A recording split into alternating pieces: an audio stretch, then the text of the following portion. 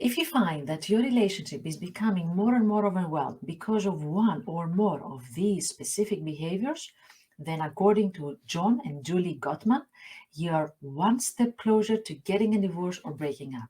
And we don't want that. I'm Vasily Saranapoulou, and I'm here in order to support and to help you in order to achieve the relationship you want and deserve, not only with others, but also with yourself. So let's see, what are these 4 toxic behaviors? Julie and John Gottman, they call them the 4 horsemen of relationships because they believe that these 4 behaviors drive us to disconnection, drive us to disrespect each other, drive us to feeling hurt and rejected every single day. Let's start with the first one.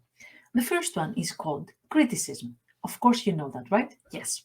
Why is that one of the 4 most toxic behaviors in relationship? Well, first and foremost, criticism is different than complaint. Let me explain that a little bit. When you complain about something you don't like in the relationship, you are actually complaining about the behavior. On the other hand, criticism is about the personality of the other person. To give you an example, when your partner is late and you're complaining, you're actually saying, well, I don't like when you're not only late, but also you don't let me know that you're going to be late. I'm just standing here and I'm waiting for you to come. I don't know what to do. I don't know if something happened. I'm really confused, lost, and lonely here. That's complaint. Criticism is, yes, you're always late. You never care about me. You don't care about anybody. You're just a selfish human being that actually never cares about anybody in the world. Of course. So you see the difference, eh? When you criticize somebody, you're actually implying that there's something wrong with them. And you will understand when you're using criticism, when you are using the words never and always. You see, in my example, I said, you never care about anybody. You're always thinking about yourself. So you see, we understand that we are criticizing when we're overgeneralizing, when we take one example or a couple of examples and we are projecting something which is bigger, and we're projecting something to the personality of our partner. What happens with criticism is that it's a really hurtful behavior. It's really harsh and it's focusing on blaming, and it makes the other partner feel that they can never do anything wrong and that their whole relationship is focused on their personal flaws. So as you can understand, there's not so much space for acceptance of imperfections in there. And also it doesn't resolve anything because one partner, the one who's criticizing, is feeling flooded, is feeling that they have to do everything by themselves. They're feeling really lonely. While the other partner who is being criticized, they're feeling hurt, rejected, and that they cannot do anything right. And now that leads us to the second toxic behavior, the second unhealthy way of communicating in a relationship, which is called the defensiveness. Personally, when I see couples being in this defensive behavior in the therapy session, I call it the court. Why I call it the court? Because the only thing that the partners are doing when they are in this defensive mechanism is that they are not listening to each other. It feels as if they're trying to convince a judge that they are right and their partner is wrong. This is exactly what they're doing. They're just stacking up evidence on what they have done right and what the partner has been doing wrong. And however, what is toxic, what is really a waste of time and energies there is that nobody's listening. When one partner is talking, the other one is preparing their own argument. They're not listening. They don't stop to discuss what one part has said and then move to the other. No, they're just saying their own ideas, their own opinions on top of each other's. They're not listening to each other. This is what happens when, for example, you start having a fight with your partner, and then it gets so emotional that you just bring all the things from the past that have happened and you were accumulating, you bring those evidence in the discussion. Do you remember when I said it back then? Yeah, but I started that and I said it first. Yeah, but you were the first one that you did the mistake. No, you started the wrong thing. So it's all about not you started, not you started. And then they just do what we call as kitchen sinking, which is that they keep stacking up all the things that have happened in the past and they were keeping inside them. What happens is that in this way, they're deflecting the responsibility for their own mistakes. Nobody stops the discussion saying, yes, indeed, that's something that I did wrong. No, they're deflecting their responsibility. They don't want to own any responsibility, just blaming the other person.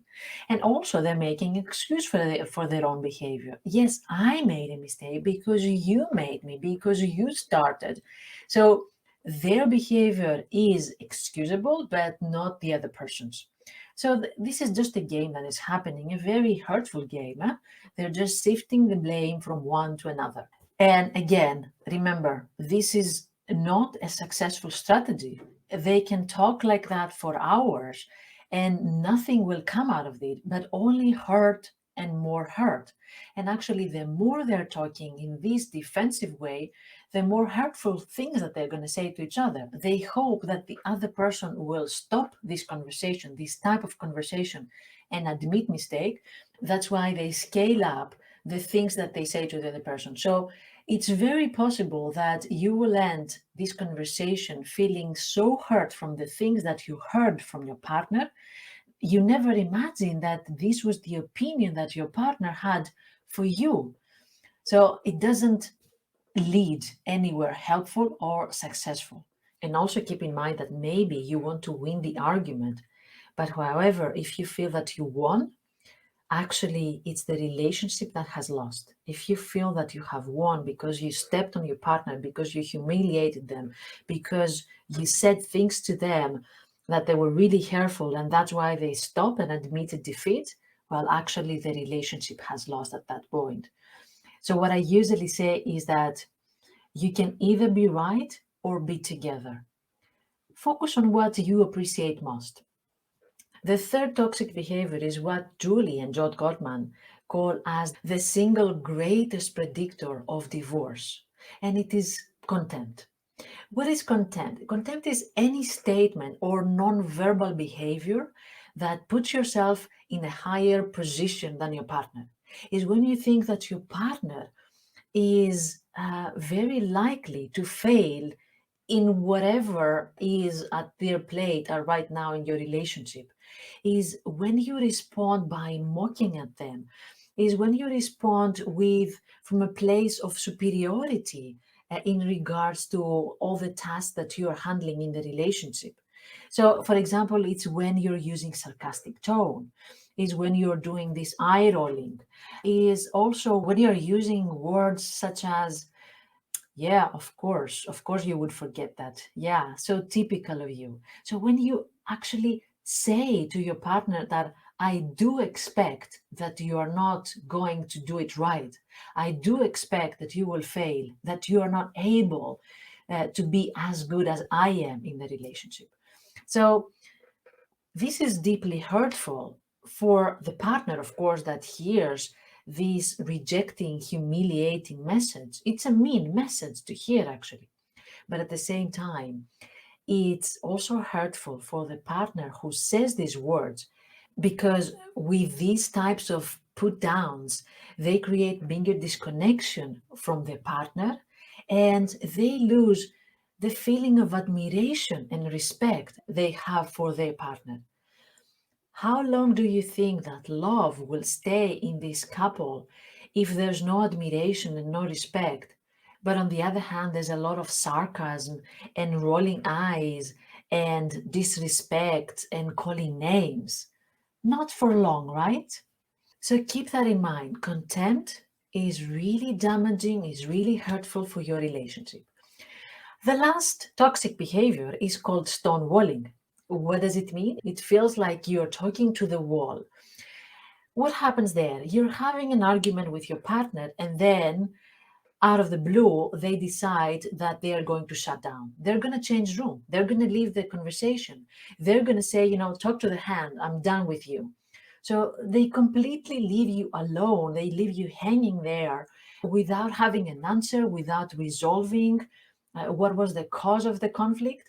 It is hurtful, of course, to be left out alone in this conversation or in this conflict, to feel that the other person doesn't think it's important to have a closure on this conversation, or doesn't care about how you feel when you are left alone and they are leaving, either physically or emotionally, the conversation. So most of the people that they face somebody who's stonewalling them, they feel that their partner doesn't care for them. This is the message that they take. However, on the other side, the person who's stonewalling is not doing that because they don't care, but because they are physically overwhelmed. They are bombarded with all these messages, with all these stimuli, with all these things that they were discussed in the conversation, that they need some time in order to process it. But they don't say, I need some time to process all the things that we have said. They said, I'm done with you. I'm just leaving the room. I cannot discuss with you anymore. I'm leaving the conversation. So they don't convey the fact that I'm feeling overwhelmed, but they saw only the shutdown and the withdrawal. And they usually do stonewall their partner when they are in a difficult conversation, or when they are discussing complicated feelings, or when they are feeling complicated emotions and they don't know how to process them. They need a break. That's why they take the break in such way, which is, of course, not the most successful one. So, after having listened to these 4 toxic behaviors, it's not either or. If you have them, then you're going to break up or you're going to get a divorce. Think about how often you're having these kind of behaviors in your relationship. Think about also whether you have some other healthy alternatives. Think about whether some of these behaviors you have recognized with your partner and you are ready to change them. If this is the case, then in my next video, I'm going to talk about the 4 antidotes to these 4 toxic behaviors. Well, thank you very much for listening. Have a look at my AntiLoneliness Academy, where I have courses where I'm talking about toxic behaviors, toxic patterns, toxic relationships, and how we can change them, how we can avoid them, how we can protect ourselves from them, or sometimes when nothing happens, nothing changes, how can we exit from them? Have a look. And as I said in the beginning, I'm here to help you to create the relationships you want and deserve, not only with others, but also with yourself.